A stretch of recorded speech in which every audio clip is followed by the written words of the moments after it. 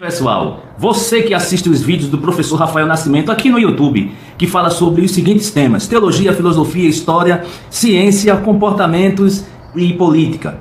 Você que gosta dos meus vídeos, se inscreva no meu canal e adicione o sininho para receber as atualizações. Agradeço desde já e acompanhe a vinheta.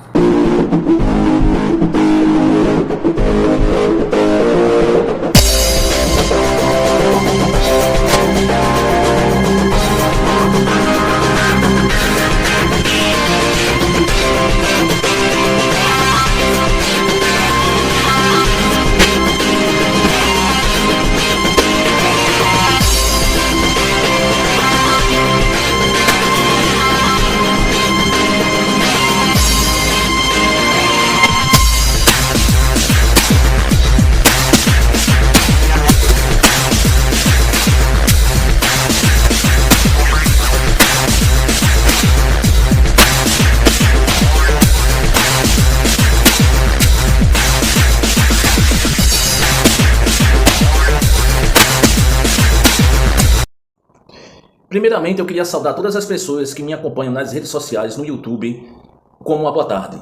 É 5/8/2025, às 16 horas em ponto. E eu vou fazer um vídeo aqui a respeito especificamente sobre o trecho bíblico que eu citei, que basicamente as pessoas teriam que, tanto as pessoas do Velho como do Novo Testamento, teriam que cumprir. E algumas pessoas indagaram: não, o texto de Número é Velho Testamento.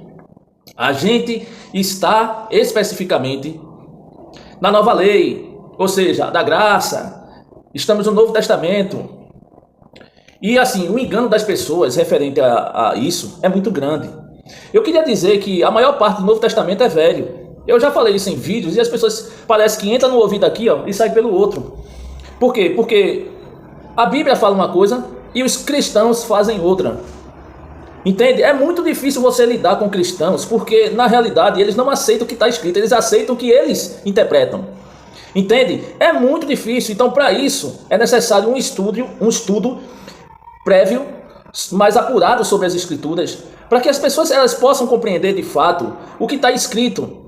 Então eu vou ler a passagem de Números capítulo 5, versículos 6 e 7, para que as pessoas comecem a entender essa passagem, né? E eu expliquei no passado, teve alunos meus, inclusive, que perguntaram sobre essa passagem de Números, e eu expliquei da mesma forma que eu vou explicar agora nesse vídeo. Porque muitas coisas do Velho Testamento é para ser seguido no Novo, só que as pessoas parecem que elas fizeram uma divisão na mente de uma coisa com a outra. Divisão de Novo Testamento com o Velho Testamento. Elas fizeram isso, essa marquete na mente, e as pessoas terminam com essa incongruência de fato. Veja, vamos lá, vamos para a passagem. Eu estou com o livro, com a Bíblia aberta aqui, né? E basicamente é o seguinte, veja. Deixa eu ver, vou abrir aqui. É muito importante essa questão, porque o texto, pessoal, é um texto que fala sobre a questão de confessar e de restituir. Coisa que poucos cristãos fazem, né? Eu já falei isso variadas vezes. Os cristãos, eles têm uma dificuldade de confessar os seus pecados, os seus erros, né? De reparar a quem eles fizeram mal em algum momento. E muitas vezes esses cristãos, eles não fazem isso e eles usam a Bíblia apenas por conveniência. É muito complicado e você lidar como cristão hoje é difícil. Eu, especificamente, quando eu ensinei uma cadeira de pós, eu tive a oportunidade de ter cristãos protestantes e católicos, e eles, no caso, os cristãos protestantes eram os que tinham a nota mais baixa. Mas eu posso fazer o que diante disso? Nada. Eu não posso fazer nada diante disso, porque eles não querem mudar. A mente de muitos estão cauterizada. Então é muito difícil você simplesmente você tirar um indivíduo especificamente da casinha. Vamos à passagem. Números capítulo 5, versículos 6 e 7, que muitas pessoas disseram para mim que eu não deveria colocar porque era Velho Testamento. Vamos lá. Dize aos filhos de Israel: você que é cristão é filho de Israel? Sim. Você é filho do Israel renovado, do novo Israel. Você que é cristão. Entendeu? Então vamos continuar o entendimento. Dize aos filhos de Israel: quando homem ou mulher fizer algum dos pecados que os homens costumam fazer, pecando contra o Senhor, tal alma é culpada. Ponto. Confessará o pecado que cometeu e restituirá totalmente aquilo em que pecou, acrescentando-lhe a quinta parte, vírgula, e o dará àquele contra quem se fez culpado. Almeida, Revista Atualizada. Qual é a indagação dessa passagem?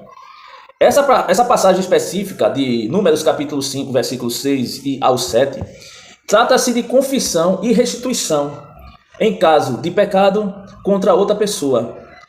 E essa passagem ela está inserida num contexto de reparação, primeiro, social e segundo, ética, comum, inclusive, na própria Torá, que é o Velho Testamento. Esse versículo não menciona expressamente que é uma lei perpétua, e aí eu vou explicar o porquê. Mas está incluído em um sistema de leis que, em muitos casos, esse sistema de lei são chamados de Shukot Olam. Shukot Olam, ou seja, estatutos perpétuos. Estatutos perpétuos. Essa passagem de Números capítulo 5, versículos 6 ao 7. E o que significa, de fato, lei perpétua no Antigo Testamento? A primeira observação que a gente tem que fazer, o que é lei perpétua? Lei perpétua, que em hebraico significa Shukot Olam, ela aparece várias vezes na Torá. E ela se refere a mandamentos que deveriam ser observados de forma contínua ou continuamente, de geração em geração. Eu vou repetir. Lei perpétua aparece várias vezes na Torá e refere-se aqui a mandamentos que deveriam ser observados continuamente, de geração em geração. No entanto, vírgula, preste atenção, a aplicação literal dessas leis aos cristãos é um tema extremamente teológico complexo. E aí eu vou ter que trazer algumas questões referentes a isso. Os cristãos, a pergunta que eu faço, os cristãos, eles devem seguir as leis perpétuas do Antigo Testamento? A pergunta é essa, os cristãos devem seguir as leis perpétuas do Antigo Testamento? Bom, vamos ao raciocínio, vamos questionar essa questão, certo? Há dois entendimentos principais sobre as leis perpétuas. O primeiro entendimento é que o cristianismo tradicional, que ele é dividido entre ortodoxo, católico e protestante, certo? São esses três. Os protestantes são os evangélicos, os católicos e os ortodoxos. Ok? Até aí, beleza? Que crê que a lei cerimonial e civil do Antigo Testamento é a lei cerimonial do civil, né? Do Antigo Testamento, ele foi cumprido na figura de Cristo. Tem outro ponto que são as leis morais que continuam válidas, as leis morais, como os 10 mandamentos, ainda continuam válidos, mas as leis cerimoniais, que são festas, sacrifícios e dieta, ou seja, leis cerimoniais, festas, sacrifício e dieta, não se aplica aos cristãos. Textos usados para isso, que a gente pode projetar referente ao que eu estou afirmando aqui. Eu vou pegar a Bíblia aqui, certo? Vamos pegar, certo? Vamos lá. Em Hebreus, capítulo 11, versículo 13, diz o quê? Dizendo, nova aliança envelheceu a primeira. No livro de Colossenses, capítulo 2, versículo 16 e 17, que diz o seguinte: ninguém, pois, vos julgue por causa de comida e de bebida, ou dia de festas, ou lua nova, ou sábado. Correto? Mateus, capítulo 5, versículo 17. Cristo, ele cumpriu a lei. Então, a primeira etapa especificamente sobre as leis perpétuas é essa. Cristãos hebraizantes ou messiânicos, como você quiser chamar, restauracionista, eles, porventura, eles acreditam que as leis perpétuas ainda se aplicam especialmente às relativas, como, por exemplo, as leis, a dieta, que você vê em Levítico, capítulo 11, referente às festas bíblicas, que a gente vê em Levítico 23, referente ao sábado, que a gente vê em Êxodo, capítulo 31, versículo 16 e 17, e confissão e restituição, quase não sai.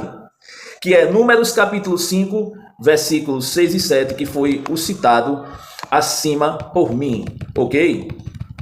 E aí, quais são os exemplos de leis perpétuas no Antigo Testamento com o termo usado? Por exemplo, guardar o sábado, em Êxodo capítulo 31, versículo 16 e 17, que diz: guardarão, pois, o sábado, os filhos de Israel, como aliança perpétua. Os cristãos, porventura, eles dividem sobre a guarda do sábado, que é adventista, eles guardam o sábado. E a maioria dos cristãos entende como símbolo cumprido em Cristo. E a gente vê isso diante dessa afirmativa no livro de Hebreus, capítulo 4. A festa da Páscoa, por exemplo. A festa da Páscoa, Êxodo capítulo 12, versículo 14. Esse dia vos será por memória, e celebrá-lo-eis por festa ao Senhor, mas as vossas gerações, por estatuto perpétuo o celebrarei. Ok? Então, hoje os cristãos, por exemplo, eles celebram a ceia do Senhor como cumprimento da Páscoa em Cristo. Você vê lá na passagem de 1 Coríntios, capítulo 5, versículos 7 a 8. E aí vem a questão do dia da expiação, no caso Yom Kippur. Em Levítico 16, versículo 29 ao 34, ele diz o seguinte: isto vos será por estatuto perpétuo. Essa passagem de Levítico, entendido pelos cristãos como cumprido pelo sacrifício único de Cristo. No caso, a gente vê isso com projeção do livro de Levítico em Hebreus capítulo 9, versículo 10. Leis do sacrifício perpétuo. A gente vê isso em Êxodo capítulo 29, versículo 42. Será holocausto contínuo por vossas gerações, à porta da tenda da congregação perante o Senhor. Certo? Já não praticada por cristão, pois Cristo é o sacrifício perfeito. E aonde a gente vê essa projeção de Êxodo no livro do Novo Testamento, no livro de Hebreus, capítulo 10, versículo 10 ao 14. Vamos lá, vamos continuar e vocês vão entender. Oferta e dízimos. Em Levítico 7,36, fala do estatuto perpétuo referente aos sacerdotes, para os sacerdotes, o estatuto perpétuo do dízimo e de oferta, né, para os sacerdotes. E a aplicação aos cristãos, alguns grupos de cristãos, eles entendem que essa passagem como simbólico, outros mantêm o dízimo como um princípio. Do ponto de vista referente ao Números, capítulo 5, versículos 6 ao 7, certo? Vou repetir. Do ponto de vista do livro de Números que eu falei e que algumas pessoas indagaram a respeito, Números capítulo 5, versículos 6 e 7. O princípio moral e ético aqui da confissão e de restituição é válido para todos os tempos. Não é simplesmente só no Velho Testamento, não. É válido para todos os tempos. Tanto no quesito moral, como ético, como confissão, como restituição. O próprio Jesus, ele reafirma esse mesmo princípio de Números capítulo 5, versículos 6 ao 7, em Mateus capítulo 5, versos 23 ao 24. Mateus capítulo 5, versos 23 ao 24, que diz: se estiveres oferecendo a tua oferta, vai e reconciliar-te com teu irmão. Outra projeção é o livro de Lucas, capítulo 19, versículo 8 ao 9. Lucas capítulo 19, versículo do 8 ao 9, que diz: Zaqueu se arrepende e restitui 4 vezes mais. Jesus, ele aprova. Você observou isso? Jesus, ele aprovou a atitude de Zaqueu. Portanto, o princípio de Números capítulo 5, versículos 6 ao 7 é um valor espiritual e moral, sim, válido aos cristãos, válido aos judeus, mesmo que não seja praticado nos modos levíticos. Entendeu?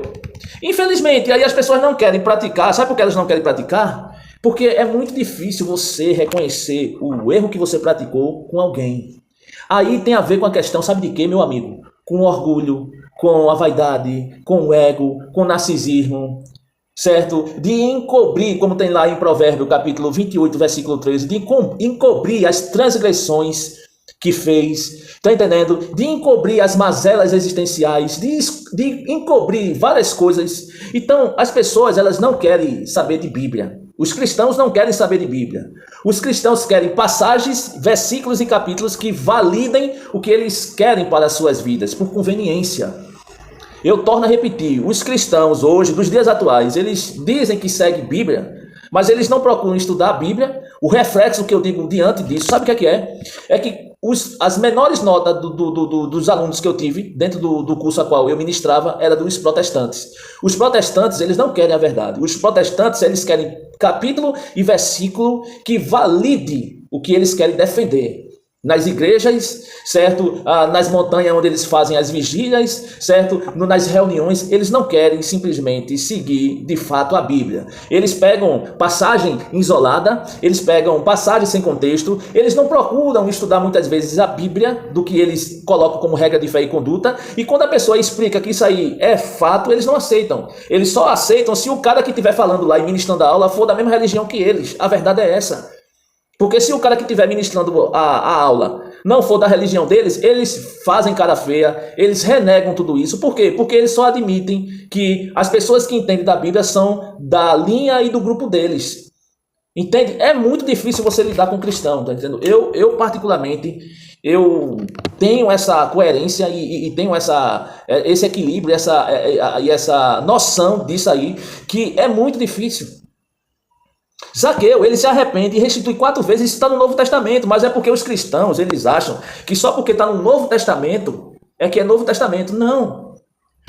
A Bíblia é um conjunto de livros. Essa compilação de Bíblios do grego, né, que faz esse conjunto de livros, é muito recente.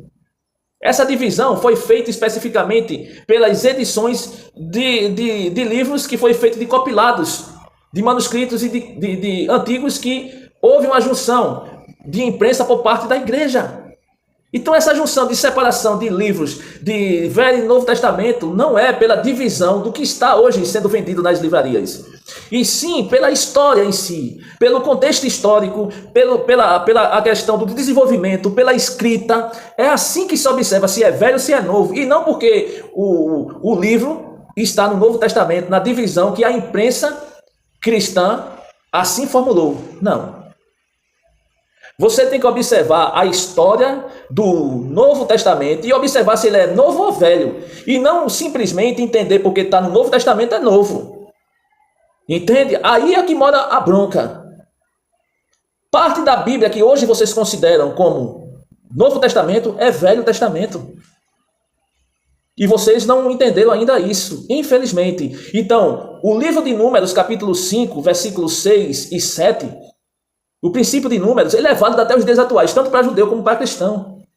O problema é que é difícil você admitir que você errou com alguém, que você deve confessar, que isso é necessário para o arrependimento genuíno. Entende? É muito difícil, as pessoas têm um ego muito inflado, o orgulho, o narcisismo, um monte de situações que as pessoas não querem admitir, e um monte também de situações que elas esconderam, jogaram para debaixo do tapete, às vezes fizeram coisas extremamente erradas e que não querem que o outro saiba. Então, essas pessoas, elas usam a Bíblia para conveniência própria. Infelizmente. Então, o livro de Números, capítulo 5, versículos 6 e 7, ele é para ser usado nos dias atuais. Por conta de quê? Porque os cristãos é considerado, segundo os estudos teológicos mais apurados, o novo Israel. E o texto de Números, capítulo 5, versículos 6 e 7, está se referindo aos filhos de Israel, que abrange também os cristãos. Então, é isso, pessoal. Eu acho que eu expliquei. E se alguém tiver alguma dúvida, é só deixar no campo o comentário. Tá bom? Então aqui fica o meu abraço a todas as pessoas aqui que me acompanham nas redes sociais há muitos anos, né? Eu tô para ganhar um prêmio novo na área de teologia e eu tô feliz com essa situação. Eu espero que seja o 6º prêmio na área de teologia, eu já ganhei 5. E seja o 6º prêmio, e eu espero que o que eu passo aqui, especificamente da Bíblia, nas redes sociais, possam adicionar a vida das pessoas. Tá bom? Um abraço a todos, boa tarde. Boa tarde, boa tarde, boa tarde.